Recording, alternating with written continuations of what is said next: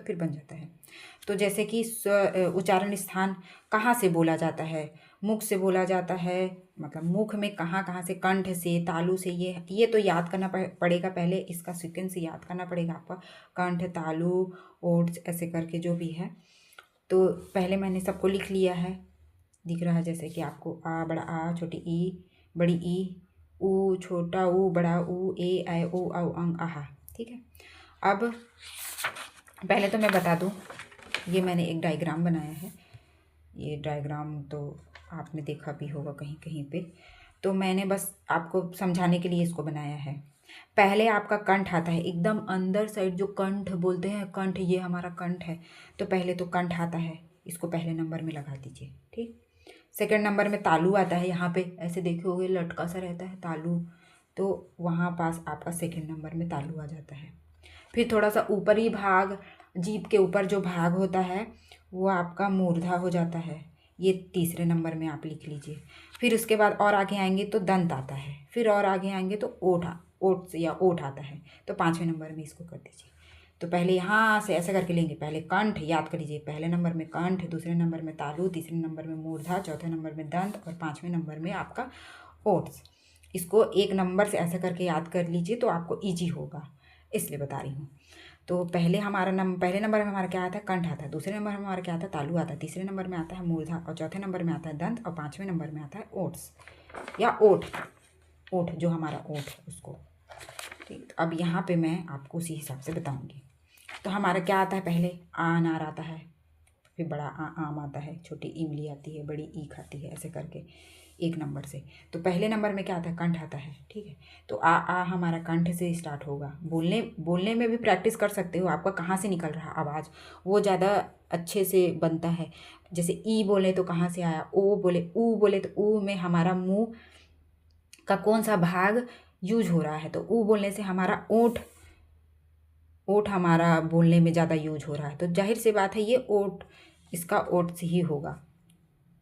ठीक, ऐसे ऐसे करके भी आप लगा सकते हो, बट याद कुछ चीज़ों को और समझना है कि भूल गया कि नहीं समझ में आ रहा कहाँ से, अब एग्ज़ाम में थोड़ा दिमाग टेंशन से भरा रहता है तो नहीं याद आता है, तो ऐसे करके भी याद कर सकते हो। पहले नंबर में कंठ था, पहले नंबर में आ और बड़ा आ आता, तो दोनों को कंठ कर दीजिए, आपका ई और बड़ी ई। उसके बाद कंठ के बाद क्या था, तालु था ना, तो तालु सेकंड नंबर में तालु था, यहाँ पे पहले कंठ था, फिर सेकंड नंबर में आपका तालु था, फिर तीसरे नंबर में मूर्धा था। ठीक, तो ऐसे करके फिर यहाँ पे ई और छोटी ई और बड़ी ई को तालु कर दी सेकंड नंबर में। अब ऊ, अब यहाँ पे क्या हो गया, ऊ और ऊ, छोटा ऊ और बड़ा ऊ बोलने में हमारा ओठ, ये आपको नॉर्मली पता चल जाएगा, तो यहाँ पे आप ओठ लगा लीजिए। ठीक, ए और ऐ, तो पहले नंबर में हमारा कंठ आता है, दूसरे नंबर में हमारा तालु आता है, तो कंठ तालु कर दीजिए, ए और ऐ को कंठ और तालु कर दीजिए।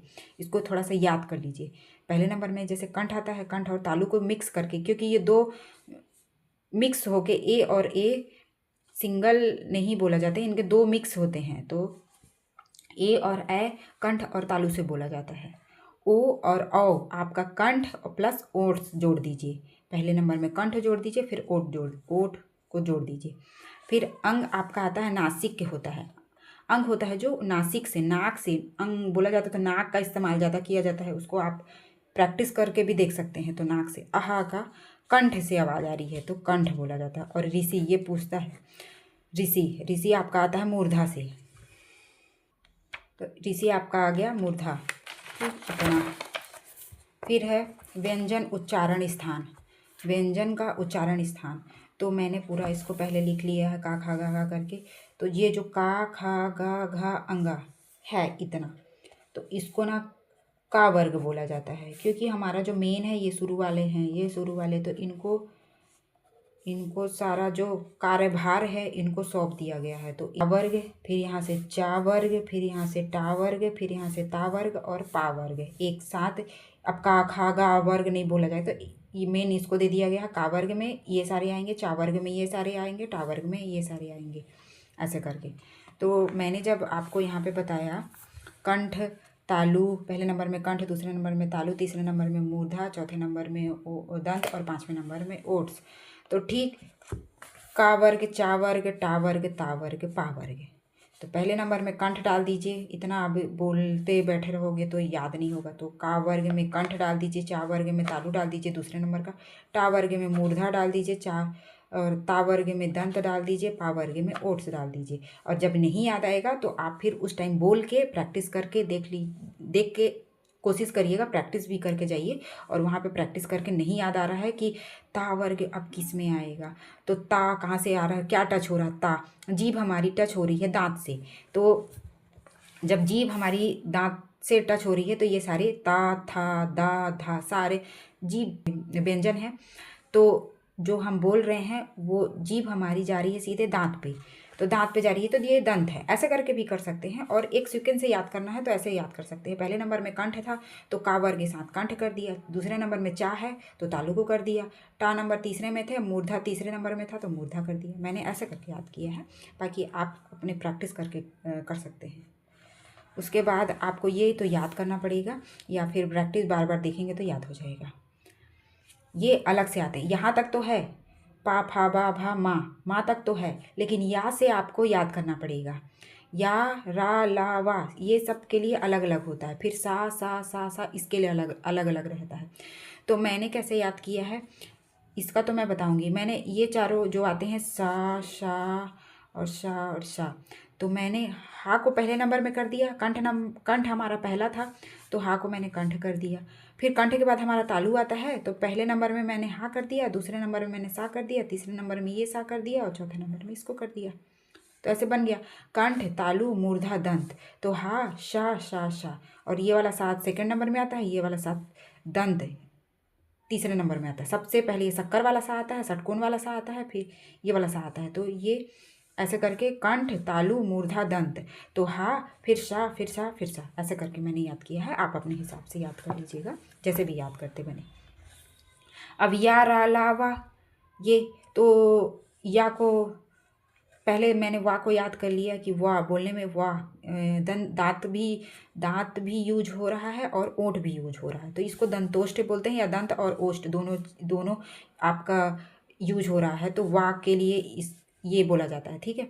रा ला के लिए होता है दंत मूल, रा और ला की याद कर लीजिए। इसको वत्सर्य भी बोला जाता है। तो ये IMP है, ये पूछता है। और या को याद कर लीजिए, तालु से ये बोला जाता है, तालु से या निकलता है, तो इसको याद कर लीजिए। ठीक, इतना हाँ हो गया इतना। फिर लास्ट है ये, उसके बाद जो और बचा है उसको मैं नेक्स्ट वीडियो में आपको बता दूंगी। बाकी इतना और है। इसको मैंने कैसे याद किया है वो मैं आपको बता देती हूँ, बहुत अच्छे से याद हो जाएगा। ये आता ही है, अग्र स्वर किसे बोला जाता है, मध्य स्वर किसे बोला जाता है और पश्च स्वर किसे बोला जाता है, आता है। तो पहले तो ये जीभ के प्रयोग के आधार पे हैं। ये अग्र स्वर, मध्य स्वर और पश्च स्वर 3 प्रकार के होते हैं। कई बार पूछ देता है, कई बार नहीं पूछता है, तो फिर भी आप एक बार याद कर लीजिएगा कि जीभ के प्रयोग के आधार पर 3 प्रकार होते हैं, अग्र स्वर, मध्य स्वर और पश्च स्वर। ठीक है। अब इसको याद कैसे करना है, याद नहीं आता है वहाँ पे ये सारे सब्जेक्ट, फिर उसके बाद में आपका ये इसके हिंदी के सारे टॉपिक, फिर साइंस रहता है, फिर मैथ रहता है, फिर उसके बाद में आपका इंग्लिश रहता है, CDP रहता है। तो सारे के क्वेश्चन, ये छोटे छोटे पॉइंट नहीं याद आते हैं, तो इसको कुछ ना बनाना पड़ता है। या तो गाने के थ्रू बना लीजिए, आप गेम के थ्रू बना लीजिए, आप कुछ भी जो जैसे आपको ठीक लगे। तो मैं कैसे करके मैं इसको बनाई हूँ, जैसे अग्र स्वर है, मध्य स्वर है और पश्च स्वर है। तो हमारा जो ये आ है इसकी वैल्यू बहुत ज़्यादा होती है, सबसे पहले आता है, सबसे मेन है। तो इस बेचारे को प्रोटेक्शन की बहुत ज़रूरत होती है। तो इसको इधर से भी प्रोटेक्शन दिया जा रहा है, इधर से भी प्रोटेक्ट किया जा रहा है, ठीक है। और बीच में इसको बिल्कुल प्रोटेक्ट करके रखा गया है, इसलिए मध्य में होता है। इसको एक हिसाब से प्रधानमंत्री अब समझ लीजिए। तो इसको बहुत प्रोटेक्ट करके रखा जा रहा है, इसलिए इसको बीच में रखा गया है मध्य स्वर में, इसलिए मध्य स्वर हमारा आ है। ये ऐसा करके बना लीजिए। फिर अग्र स्वर में कौन कौन आते हैं ये याद नहीं रहता है, बिल्कुल वहाँ पे याद बिल्कुल नहीं आता है, तो कुछ ना कुछ आपको बनाना ही पड़ेगा। तो अग्र स्वर को मैंने कैसे याद किया है, जो लेडीसें होती हैं उनको हमेशा आगे ही रखा जाता है, पहले आप ऐसे करके उनको, पहले ही कहीं जाते हैं तो चलिए पहले आप ऐसे करके। तो मैंने इनको सारी ये ई और ई को लड़की बना दिया, इनको लेडीसें बना दिया। तो छोटी ई, बड़ी ई, ए जितनी भी लेडीज़ पार्टी है वो सारे अग्र स्वर में आती हैं। इनको एक हिसाब से लेडीज़ पार्टी बना दीजिए, महिलाएँ, तो ये सारी की सारी अग्र स्वर में आ जाएंगी। ऐसे करके आप याद कर सकते हैं, तो ये बहुत अच्छे से याद हो जाता है।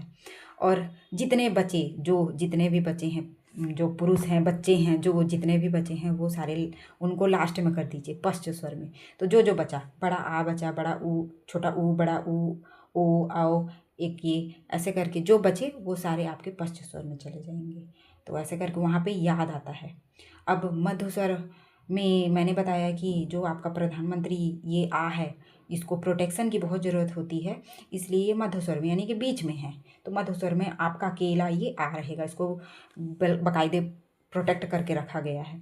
जितनी लेडीसें हैं सारी वो आ गई अग्रस्वर में। तो आपकी छोटी ई, बड़ी ई, ए, आई, ये सारी लेडीसें हैं, तो इनको एक रूम दिया गया है, उसको अग्रस्वर आगे बैठाया है, आगे वाले में रखा गया है। और जो सारे जेंट्स, जितने बच्चे और जो भी बचे हैं जेंट्स पार्टी, वो उनको सारे को पश्च स्वर में भेज दीजिए। तो इनको समझ लीजिए ये सारे क्या हैं, जेंट्स हैं। तो इनको ऐसे करके याद कर लीजिए, तो याद हो जाता है। मैंने ऐसे करके याद किया, आप अपने हिसाब से जैसे भी बनेगा। और आगे में भी बचा हुआ है 2-3 चीज़ें बची हुई हैं। आपका महाप्राण, अल्प प्राण और अघोष, सघोष, ये बचा है। तो उसको मैं नेक्स्ट वीडियो में आपको थोड़ा सा बताऊँगी।